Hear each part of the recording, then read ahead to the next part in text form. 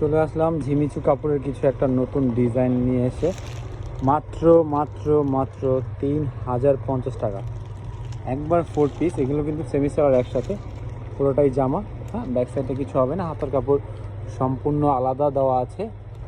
Reasonable price, ঝিমিচু কাপড়ের মধ্যে খুব সুন্দর কাজটা দেখতেই পাচ্ছেন। 3050 টাকা। এটা ওড়নাটা খুব সুন্দর গর্জিয়াস একটা ওড়না, এই দেখেন খুব সুন্দর কাজটা দেখতে পাচ্ছেন।